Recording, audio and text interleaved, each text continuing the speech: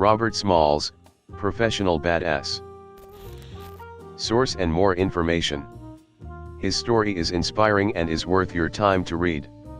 He is a true hero, and his actions were selfless, playing a large role in the liberation of African American slaves.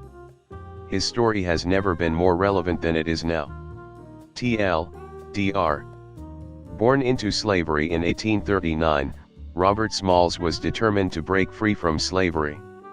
In 1862, Smalls stole and assumed control of a Confederate military ship, rescuing some of his family members before setting off to rescue other slaves. He bypassed Confederate guard ships by learning the appropriate flag signals, soon escaping to freedom and liberating countless slaves in the process, all while a $4,000 bounty was placed on his head, worth over $124,000 in today's money.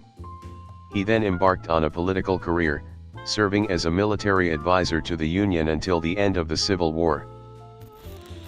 Smalls soon ran for a place in the House of Representatives. He won, serving 5 non-consecutive terms between 1874 and 1886. He died at the age of 75 at his home in Beaufort, South Carolina. My race needs no special defense for the past history of them and this country. It proves them to be equal of any people anywhere. All they need is an equal chance in the battle of life. Robert Smalls.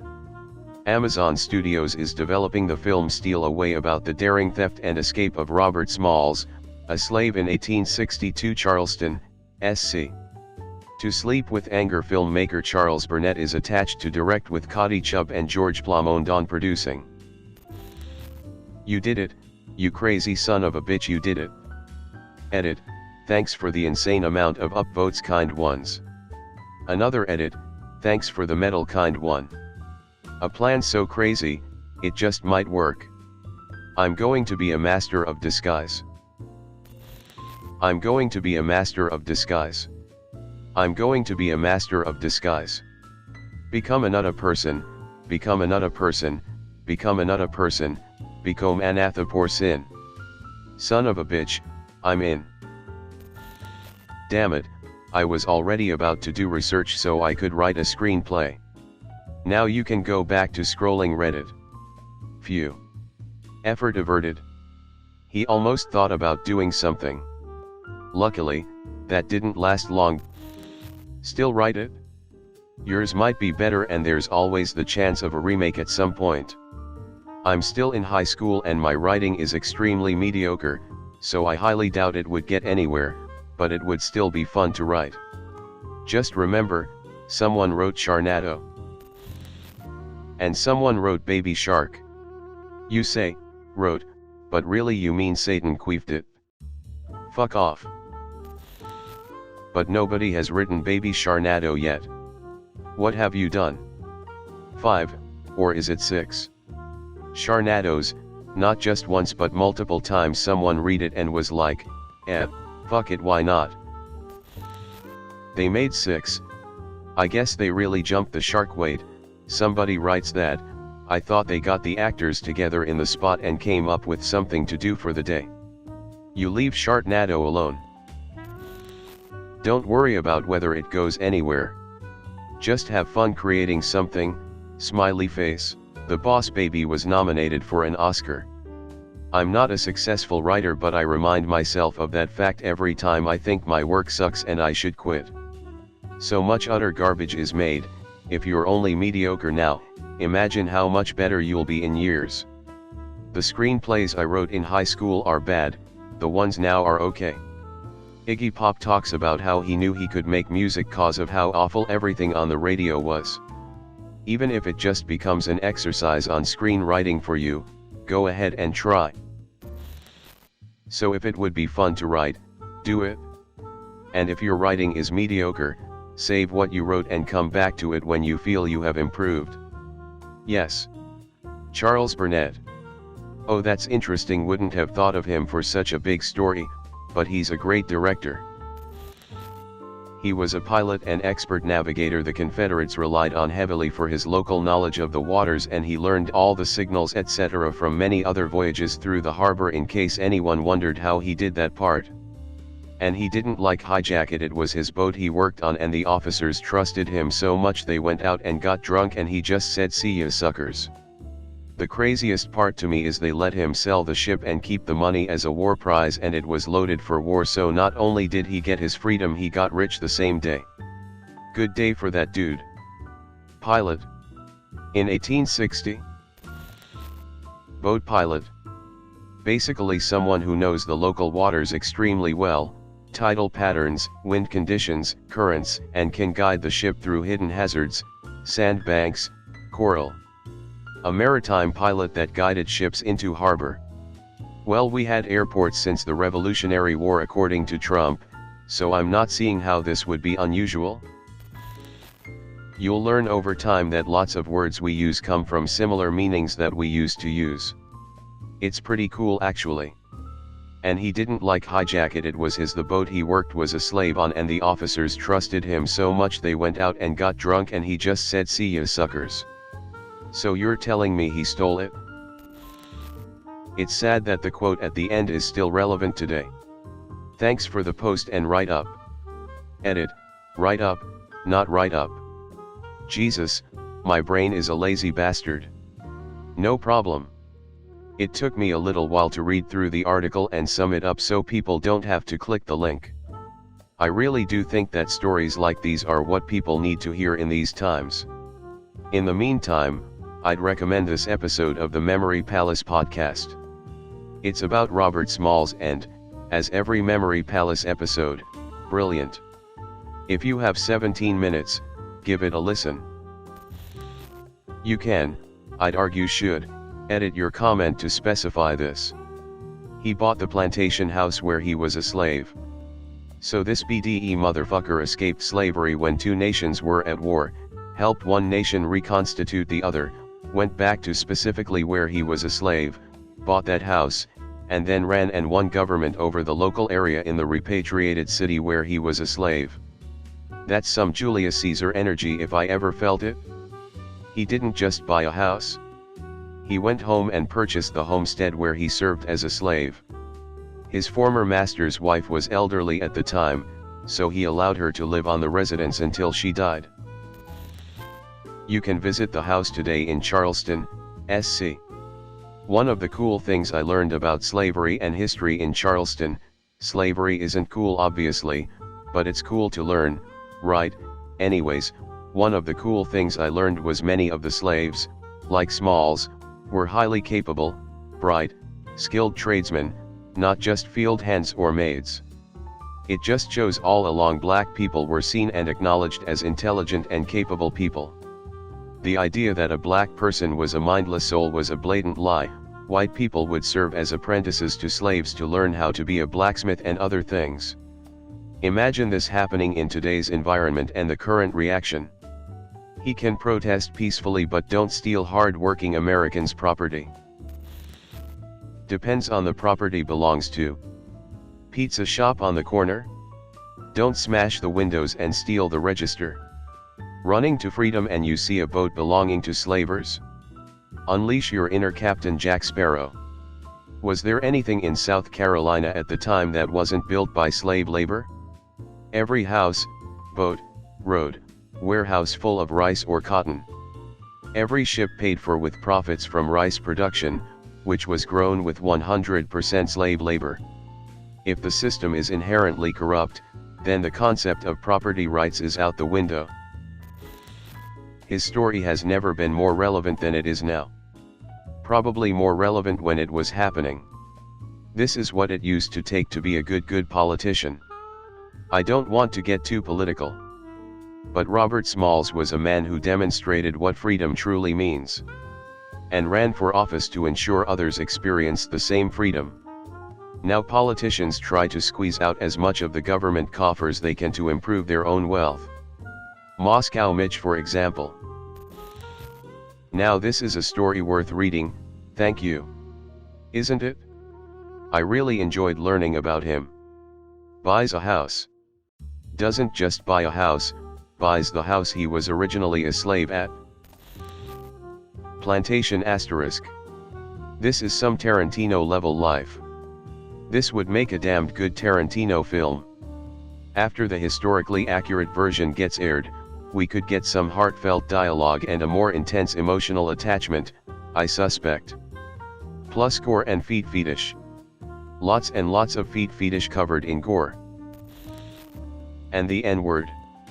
There will definitely be a lot of that, especially from the white characters. Yeah, white people used that word back then. If you want historically accurate films, that's the price. Don't get me wrong, Tarantino is one of my favorite directors, but historical accuracy isn't really his thing. Prison camp asterisk. I read it as buys a horse and thought that's a weird thing to put on this list. What do you mean? Getting a horse would be a monumental moment in anyone's life. Op has obviously never been a 7-year-old girl. He also let his former master's wife live in her house until she passed away. The more I scroll, the more impossibly dope this guy gets. Yet I was down in Beaufort and my buddy kept raving about him and how he needed a movie. Really is an amazing story. And the more I wonder, why not make a movie about him? Wouldn't it have been his house at that point, not hers? I believe she had dementia and wandered onto the property one day confused, and they let her stay and took care of her until she passed. Mad respect. His house is a famous historical landmark in our town. I've been inside it. It's pretty cool and loaded with history. He also allowed the then destitute widow of his former master to live out the rest of her days in his house, which feels like a pretty big power move. Didn't she also have dementia? I seem to remember a story of her just wandering up to the house one afternoon thinking she still owned the house, and Robert, because she was severely addled at that point. Then Smalls took pity on her and let her stay. That is the single greatest power move in human history. Success is the best revenge. Massive flex. Now that's a power move. Starring Tom Hanks as Robert Smalls. I was thinking Kirk Lazarus. Ha ha ha, holy fuck, I nearly choked on my drink. Thanks for this comment. I'm stressed about my ultrasound to see if I have cancer on Thursday and I really needed a laugh. I wish RDJ would consider something like this, but I bet there's no chance, cause Lazarus was a comedy role and he's scared shitless of doing that character again. One and done was all it needed, tbh. The idea that Hollywood would rather a white dude undergo a dangerous procedure to look black instead of hiring a black actor was just fucking hilarious. And Al Pacino's whole speech about representation was lost on so many people I know that couldn't get past "that's blackface." No shit. That's the entire joke, damn it. It's satire, you heathens. Sorry for the rant. I love Tropic Thunder so damn much. I'm just fucking with you, Kangaroo Jack. It's a great movie. Unfortunately 2020 lost its sense of humor. People were just as stupid when TT came out, just as stupid before it came out, and will continue to be just as stupid long after TT and 2020 fade from memory. We lost our sense of humor a few years before 2020, but now it's getting worse. Good luck with your US. I remember that tension and I hope your news is good. I was thinking Peel. Do it Full Metal Jacket style. 2 halves. First half, the war half, Michael B. Jordan. Second half, the Congress half, Jordan Peele. LOL. Title, Get In. Me. I know who I am. I'm a dude, playing a dude, disguised as another dude. Or are you a dude who has no idea what dude he is and claims to know what dude he is? I was thinking Kenan Thompson. Hold on. What do you mean, you people? What do you mean, you people? Looks more like a Kenan Thompson. He kind of looks like Kenan Thompson. Jordan Peele looks like he would be the perfect Robert Smalls. Forrest Whitaker. He has the body and breaded look already. Nah, he'd be too old to pull it off. Maybe old Smalls, but not from youth to mid-adult age. ScarJo got this. Gotta be Kenan Thompson. Everyone else is wrong. Man, Chad Boswick would hella fit this role. Just came here to comment this, still can't believe he's gone. He had cancer and just died the other day. Come on, man, watch some news. Dude, I think you just gave him a panic attack. All these recommendations for actors and no one has mentioned the greatest black actor of all time, Robert Downey Jr. Shame. Literally the top reply to the comment. Man, now, this has to be played by Kenan Thompson. Eddie Murphy. They could call it Small Soldiers and people would think it's a sequel. Brew. LMFAO. I don't get it. Me neither. Someone explain, please. There's a film called Small Soldiers. I think that's the joke. Yep, it was a goofy 90s film, basically Toy Story with a military group vs a pacifist group, all while an R&D corporation for the military is thrown in, making it boring for kids and adults. LOL. Boring. I absolutely loved that movie as a kid. The original Biggie Smalls. The Millionaire, the Mansion, the Yacht. The 2 weed spots. The 2 hot Glocks. Salt and Peppa and Heavy D up in the Brigantine. Bobby, can't you see how your actions be liberating me? He looks kinda similar to Kenan Thompson, just with more hair and a goatee. Could be a good casting choice. I thought the same thing when I saw his picture, then my brain envisioned a timeline where Kenan takes the role and amazes everyone with his heretofore unseen dramatic side. Blockbuster action with just a touch of wry humor. Oscars flying everywhere. Then Kenan goes back to SNL and does What's Up With That with his Oscar as a guest. Ignores Oscar while he sings and dances. Oh, Kenan knew he had it in him all along. Alert Sudeikis to get out his red sweatsuit, it's on. Heretofore unseen dramatic side. Ahem. Good burger. Oh my gosh, I want this to be real so badly. Could work, but I see more Jordan Peele. Definitely another good match. That's what I thought, but isn't he mostly comedic? Yeah, but comedians have certainly surprised me before. Adam Sandler, Bill Hader, and Jim Carrey have all pulled off some pretty amazing drama performances. True. Adam Sandler was in a film about a man who lost his family in 9/11 and he was actually pretty amazing in it. Can't remember what it's called right now, but worth a watch just to see that he can act when he wants to. I'd also recommend Uncut Gems. He plays a man with a severe gambling addiction, but the film has a lot of depth beyond that. Reign Over Me. Funny People, Punch Drunk Love, Uncut Gems, the dude's a fine actor.